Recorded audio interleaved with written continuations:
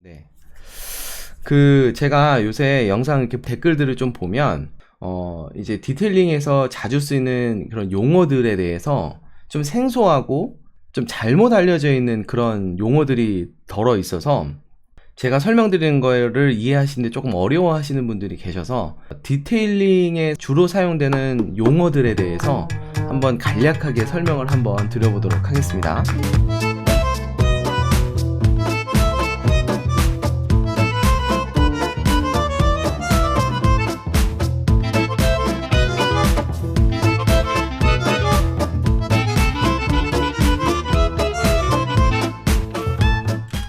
셀프 세차에 주로 사용되는 용어들의 뜻 정리, 요렇게 한번 제목을 해볼게요. 처음에 이제 디테일링을 이제 셀프 세차를 이제 배우려고 이렇게 하시는데 뭔 놈의 영어가 이렇게 많아?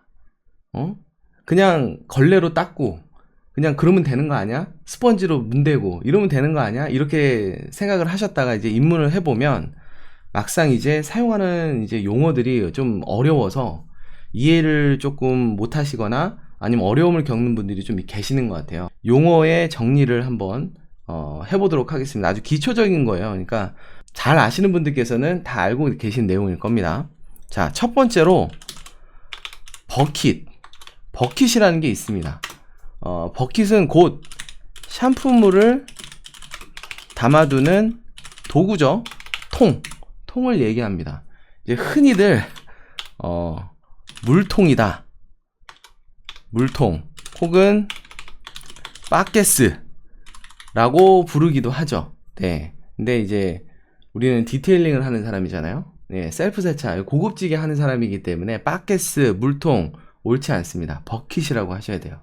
네, 버킷이라는 게 있고요. 아까도 몇 번 물어보셨는데 프리워시라는 거에 대해서 물어보시는 분들이 많고요. 이 개념에 대해서 되게 헷갈려 하시는 분들이 되게 많은 것 같아요. 일단 프리워시는요, 영어로 하면 프리워시입니다. 이 앞에 있는 프리라는 말이 자유롭게 세차하다라는 프리워시가 아니고 프리워시예요. 프리워시는 프리는 뭐뭐 전에 이런 뜻이잖아요. 그러니까 내가 직접 손으로 직접 하는 본 세차 이전에 오염물을 최대한 제거하는 행위를 말합니다. 행위의 밑줄짝. 네. 이걸 어떻게 생각하시는 분들이 많냐면 이거를 특정 제품을 프리워시라는 제품을 써야지만 프리워시다라고 생각하시는 분들이 되게 많아요. 가끔씩 이제 제가 스노우폼을 올려놓고 미트질을 하면 스노우폼이 프리워시인데 말이야, 왜 거기 위에다가 미트질을 하는 거야? 이런 분들도 계세요. 이거는 모든 행위를 다 얘기를 하는 거기 때문에요. 프리워시의 종류에는요, 고압수도 프리워시고요, 압축에어로 쭉 뿌리는 것도 프리워시가 될 수 있어요. 스노우폼도 프리워시가 될 수 있고요, APC를 뿌리는 것도 프리워시가 될 수 있는 겁니다. 행위이기 때문에 이거는 특정 제품을 말하는 게 아니에요. 그러니까 내가 미트질을 하기 전에 하는 모든 것들이 다 프리워시가 될 수 있는 겁니다. 그래서 나는 프리워시 없이 그냥 고압수만 뿌리고 미트질 했어 라는 말은 잘못된 표현이에요. 고압수가 곧 프리워시인 겁니다. 그래서 나는 고압수로 프리워시를 하고 미트질을 했어 라고 얘기하는 게 옳은 표현이고요. 자, 그 다음에 워시 미트 혹은 워시 패드라는 말이 있어요. 이게 뭔 말이야? 보통 이제 흔히 스펀지라고 부르는, 이제 세차를 할 때, 본 세차를 할 때, 내가 손으로 세차를 할 때, 본 세차를 할 때 표면을 직접적으로 닦아내는 도구를 말합니다. 근데 요새 이제 보통은 극세사 재질이나 양모로 된 워시 미트나 워시 패드를 사용하고요. 그럼 미트랑 패드는 어떻게 차이가 있냐 하면, 미트는 손을 넣을 수 있는 것. 그러니까 안에다가 이렇게 장갑처럼 안에다 이렇게 구멍이 있어서 이렇게 손을 이렇게 딱 낄 수 있는 것들을 미트라고 하고요. 패드는 그럴 수 없는 것. 그러니까 안에가 이렇게 절개가 돼 있어서 안에를 넣을 수가 없고 그냥 하나의 덩어리로 돼 있어서 이렇게 뒤집어서 사용할 수밖에 없는 거. 그런 것들을 패드라고 합니다. 아까 갈변 제거에 대해서도 물어보신 분이 있어요. 갈변. 일단 갈변은 보통은 타이어를 말합니다. 타이어가 더러워져서 갈색으로 변하는 것을 갈변이라고 하는데요.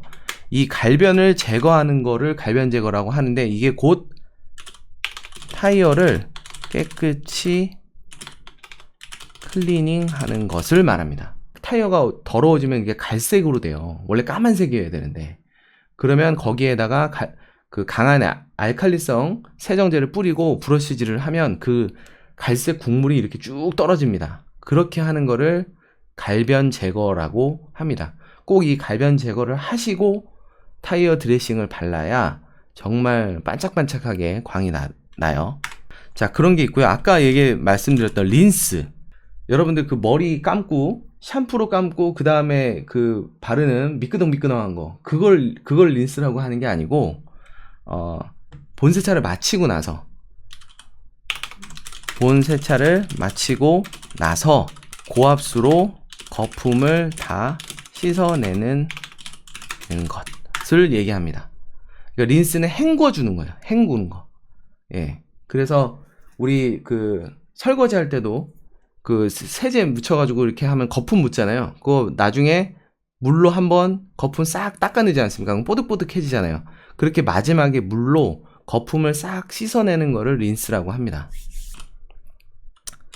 버핑한다라는 말을 많이 들어보셨을 거예요. 이 버핑한다라는 건 뭐냐면 왁스 또는 실런트 등을 일단 바르고 난 후에 잔여물을 닦아내는 것. 난 후에 타올로 잔여물을 닦아내는 것입니다. 물왁스나 뭐 왁스나 이렇게 발라놓으면 이렇게 뿌옇게 되잖아요. 그 상태로 놔두면 안 되고 일정 시간이 지나고 나면 이 잔여물을 이제 타올로 닦아내줘야지 이렇게 광이 싹 나오는 거거든요. 그런 극세사 타올로 잔여물을 닦아내는 행위를 버핑한다라고 얘기를 합니다. 레이어링이라는 게 있어요. 레이어라는 게 영어로 층 이런 뜻이잖아요. 층. 레이어링은 이런 층을 만드는 행위를 얘기를 하는데요. 아까 말씀드렸던 왁스 또는 실런트 등을 여러 겹 바르는 행위를 말합니다. 그래서 한번 내가 왁스를 바르고 나서 일정 시간이 지난 다음에 그 위에다가 또 똑같은 왁스를 한 번 더 올려서 조금 더 이제 좋은 내구성을 기대하는 그런 행위인데요. 저는 개인적으로 별로 추천드리지 않지만 레이어링을 또 좋아하시는 분들도 있습니다. 그리고 비딩하고 쉬팅, 이것도 엄청 많이 쓰는 말인데요. 되게 유사한 말이에요. 결국엔 둘 다 발수력을 뜻하는 표현인데 살짝 달라요. 이 비딩은, 이거 둘 다 영어거든요. 비딩은 말 그대로 물방울이 동그랗게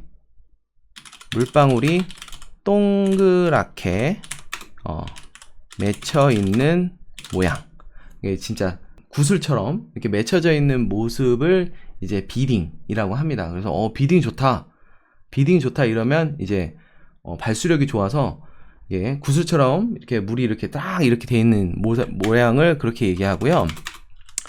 쉬팅은 뭐냐면 물 모양이 동그랗다기보다는 물이 물 줄기가 하나로 쭉 빠지는 현상을 말합니다. 그래서 물을 뿌리면 이게 송글송글 맺히는 게 아니라 이게 물이 그냥 쫙 하고 떨어져 나가서 도장면에 이제 물기가 별로 안 남아 있는 형태, 그런 형태를 이제 쉬팅이라고 합니다. 그리고 유막 제거, 이것도